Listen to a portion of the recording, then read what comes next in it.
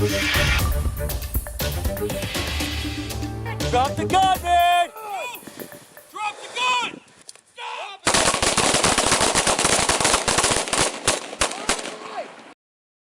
Officers did everything they could, and unfortunately, it still ended tragic. Our officers have no choice but to defend themselves. As you just saw and heard, an intense confrontation between 7 Toledo police officers and a man pointing a gun at them. It's a story we first told you about 2 days ago. Jason Means shot and killed by officers.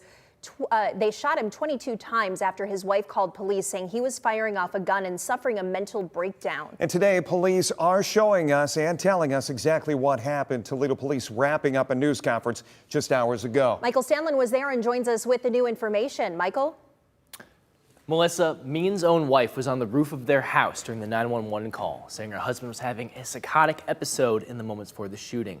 Speaking to media this afternoon, TPD's interim chief Mike Troendle says while officers arrived at the scene, their first steps were to de-escalate the situation. In the body cam footage, as officers arrive on scene, Means can be heard firing one shot. It's unclear if it was at police or just in the air. As the officers get closer to him, they call out to Means by his first name, ask for him to put the gun down and put his hands up. Chief Troendle says they asked Means at least 25 times to put the weapon down, but he remained unresponsive throughout the whole video. He continues to pace back and forth next to Hill Avenue before turning around and then raising the shotgun towards officers. It's only then that they open fire, killing him.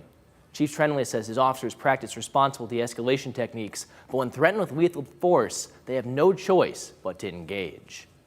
No officer wants to have to shoot anybody. No one officer wants to have to use their gun.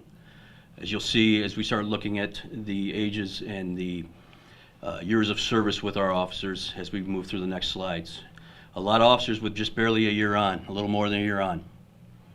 So this is something that those officers will live with for the rest of their life. All 7 officers involved in the shooting have been put on paid administrative leave, as is standard procedure in officer-involved shootings. And I spoke to Means' wife just hours ago, and she wants to make clear this was not a domestic violence situation, calling Means a good father and a good husband, but rather an ugly end for someone struggling with mental illness. Reporting in studio, I'm Michael Stanlin, WTOL 11.